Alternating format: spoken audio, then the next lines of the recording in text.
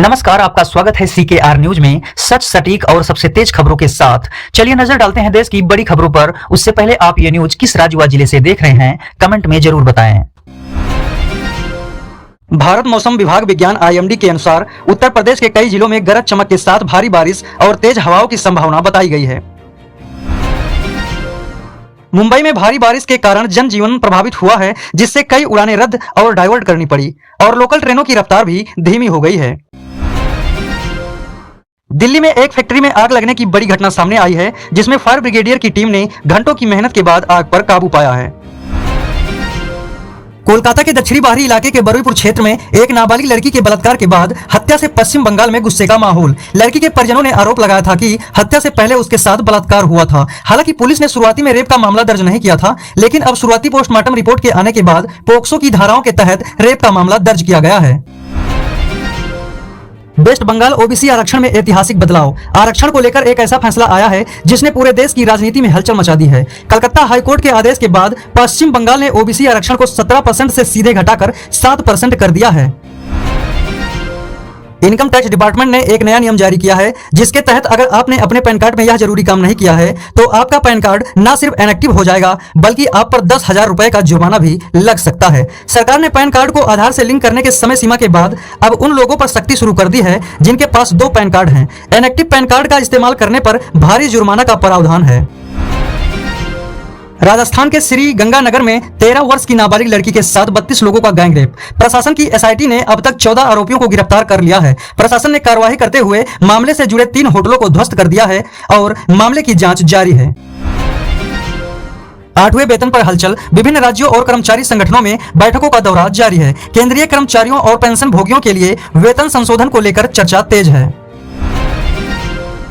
प्रधानमंत्री मोदी इंडोनेशिया दौरे पर। प्रधानमंत्री को जकार्ता में औपचारिक स्वागत मिला। भारत और इंडोनेशिया के बीच रक्षा, व्यापार और रणनीतिक सहयोग पर अहम वार्ता हुई। जम्मू कश्मीर के राजौरी सेक्टर में नियंत्रण रेखा के पास पाकिस्तानी ड्रोन देखे जाने के बाद सुरक्षा एजेंसियां सतर्क हो गई हैं। जानकारी मिलते ही भारतीय सेना और सुरक्षा बलों ने पूरे इलाके में सर्च ऑपरेशन शुरू कर दिया है। प्रधानमंत्री आवास योजना को लेकर आने वाले दिनों के संदर्भ में कुछ महत्वपूर्ण अपडेट्स और रणनीतिक बदलाव चर्चा में हैं। सरकार ने हाल ही में प्रधानमंत्री आवास योजना के अगले चरण को मंजूरी दे दी है, जिसके तहत ग्रामीण और शहरी क्षेत्रों में 3 करोड़ नए पक्के घर बनाने का लक्ष्य रखा गया है। जियो सिम यूजर के लिए हाल ही में कुछ बड़े अपडेट और बदलाव आए हैं, जो आपके रिचार्ज और कॉलिंग अनुभव को प्रभावित कर सकते हैं। अगर आप अभी तक सबसे सस्ता रिचार्ज कराकर अनलिमिटेड 5G का मजा ले रहे थे, तो अब नियम बदल चुके हैं। जियो ने साफ कर दिया है कि अनलिमिटेड 5G डेटा का लाभ केवल उन प्लान्स पर मिलेगा जिनमें रोज 2 GB या उससे ज्यादा डेटा मिलता है। अयोध्या राम मंदिर में चढ़ावा चोरी मामले में अधिकारियों की परिसर में बैठक आज। इसी बैठक में मंजूर होगा अनिल मिश्रा और चंपत राय का इस्तीफा। सोशल मीडिया पर एक पोस्ट तेजी से वायरल हो रही है, जिसमें दावा किया जा रहा है कि एक लड़की ने 6 मुस्लिम युवकों का गला काटकर उनके सर काली माता को चढ़ा दिया है।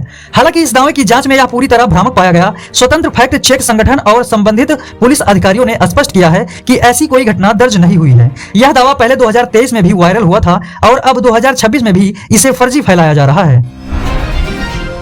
नगीना सांसद चंद्रशेखर आजाद को उत्तर प्रदेश का मुख्यमंत्री बनाने की मांग सोशल मीडिया पर तेज हो गई है। समर्थक लगातार पोस्ट और अभियान चलाकर उन्हें 2027 में मुख्यमंत्री उम्मीदवार बनाने की मांग कर रहे हैं।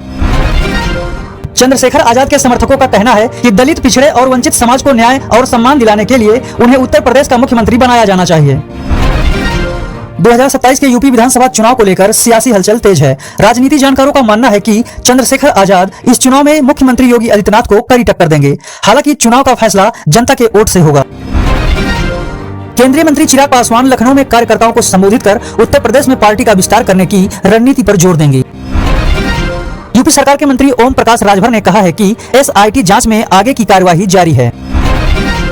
प्रयागराज में सपा विधायक हाकिम लाल बिंदु समेत 5 लोगों के खिलाफ 2 भाइयों की मौत के मामले में केस दर्ज किया गया। उत्तर प्रदेश में 2027 चुनाव के लिए भाजपा ने अपने कार्यकर्ताओं को गांव-गांव तक लोगों से जुड़ने और पार्टी को मजबूत करने के निर्देश दिए हैं। यूपी में सपा और कांग्रेस के बीच चुनाव में साथ लड़ने और सीटों के बंटवारे को लेकर बातचीत चल रही है। गाय को राष्ट्रीय पशु घोषित करने की मांग पर बहस तेज है। इस बीच कुछ मुस्लिम प्रतिनिधियों ने भी इस मुद्दे पर समर्थन की बात कही है, जबकि मुख्यमंत्री योगी आदित्यनाथ का कहना है कि गाय तो पहले से ही पूजनीय है और इस पर अलग से घोषणा करने की आवश्यकता नहीं है।